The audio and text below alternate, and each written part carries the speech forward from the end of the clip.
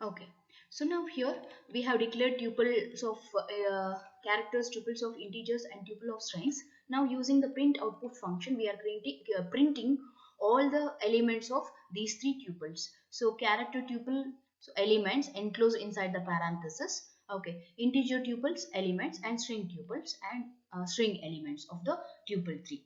Okay, so here now see this one. Uh, So here the bracket operator of the list which works with the tuples also. So in case of list, we use this bracket operator in order to access the particular element from the list. So here also from this tuple, so we can access some particular values or some particular elements of the tuple.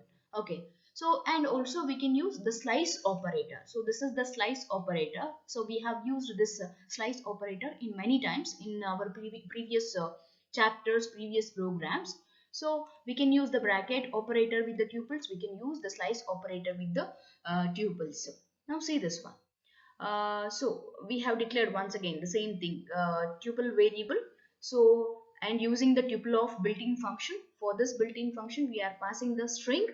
So all the characters in the strings are converted into individual characters, and these individual characters will become the elements of the tuple 1. Okay, so here in the first print function we want to print the first character or first element of the tuple 1. So here we have printed the first element of the tuple 1 using the bracket operator. So the bracket operator works with the tuples also. Okay, similarly we are printing the character 1 of the tuple 1, that is the character O. Okay, and we can use the slice operator. This colon symbol is the slice operator. So in order to specify the range of elements, so we use the slice operator. So how to use the slice operator? So variable name, tuple variable, tuple 1 of inside the bracket. So first value and the slice operator, the last value. So a slice operator, on the left side of the slice operator we have to provide some value, and on the right side of the slice operator we have to provide one more value, that is specifying the range. So that means here, so we want to print the elements from the tuple 1 from the starting from the 0th element to the element 3. Okay, element 4 is not included. So 0th element, element number 0, the element at the location 1, element at the position 2, element at the position 3. So the element at the fourth position will not be considered. That is the 0 to 4. 0, 0, 1, 2, 3. Okay, so this is how we can use the bracket operator in order to access the particular elements from the tuple, and slicing operator in order to access the range of elements from the tuple. Okay, so now consider uh, hmm. So while giving the definition of the tuple, we told that so tuples are immutable. Tuples are immutable. That means once the a tuple variable is initialized with some values or the elements, so we cannot modify those elements of a tuple. So that is why we say that the tuples are immutable. But so we can replace one tuple with the another tuple. So this is possible. So we cannot modify the existing element of the tuple, but we can replace one tuple with the other tuple. Okay, say this, how we can replace one tuple with the another tuple. So once again, consider the Python program, simple program. So declare a tuple variable. So call the tuple function, built-in function, by passing string as parameter. Okay, so all the characters in the string are converted into individual characters, individual elements of tuple 1, and print the tuple 1. So here all the elements of the tuple 1 are printed here. Now here, so we are creating, see this one.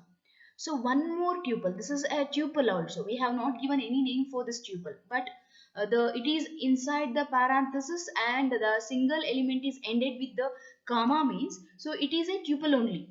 Okay, so we have not given any name for this tuple, but it is a tuple enclosed inside the parenthesis ended with the comma. Okay, so here, so plus operator we have to use. So in order to replace the element at the one position of the tuple 1 with this new tuple. Okay, so that is the meaning of we can replace one tuple with the another. See this one, what is the syntax? Tuple with this character plus operator and the previous tuple, tuple 1 of, so see this one, inside the bracket, so we are using the slice operator. Left side of the slice operator we have 1, so not 0. That means zeroth element of the tuple 1, this is the zeroth element, this is the zeroth element of the tuple 1 should be replaced with the new tuple, that is a. Okay, so another side, on the right side of the slice operator, we have not specified any value. That means, so the remaining characters, the element number 1 to the last element of the tuple 1 remains the same, whereas only the zeroth element will replace by this new tuple which contains the element a. Okay, so that is the meaning of this one. See, once again, this is the new tuple.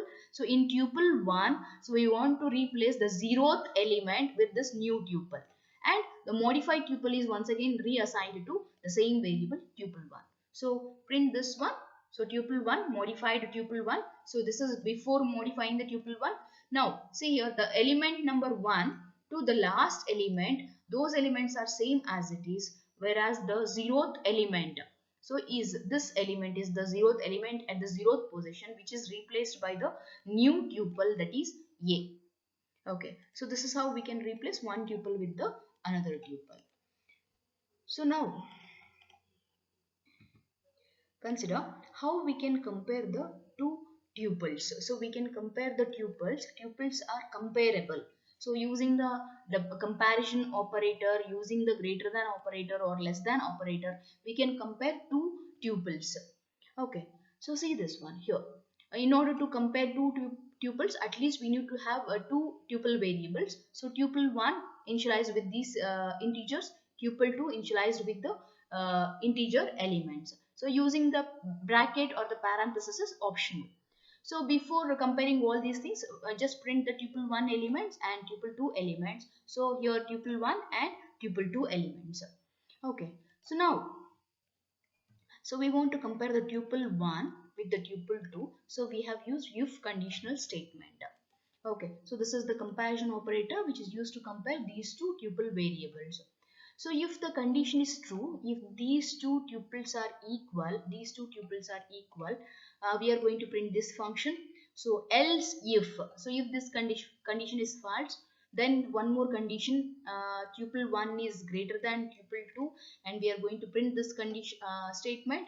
So otherwise, if this condition is false and this condition is also false, tuple 1 is not equal to 2 and tuple 1 is not greater than tuple 2, then we are going to print this output statement. Okay, so this is how we can compare the two tuples. Now let's see the output for this program. See the output for this program. So here tuple 2 is greater than tuple 1. So that means tuple 2 is greater than tuple 1. So this statement is output. That means this condition is false. Tuple 1 is not equal to tuple 2 and tuple 1 is not greater than tuple 2. So these two conditions are false. So that is why we are getting this print output function, output statement. So now consider how the two tuples are compared here, how we are getting this output. So in case of tuples, when the two tuples are compared, then how the comparison takes place. So the comparison takes place like this. So first element of the tuple 1 is compared with the first element of the tuple 2. Okay, so if these two elements are same, if there is a tie in the first two elements of the two tuples, first element of the two tuples, then the comparison will continue for the next elements of the two tuples. So here 1 is equal to 1. So that is why there is a tie. So the comparison continues. So the next element, second element of the tuple 1 is compared with the second element of the tuple 2. So here the 6 is less than 10. 6 belongs to the tuple 1 and 10 belongs to the tuple 2. So 6 is greater than 10. So here the comparison operation terminates. So this condition false, this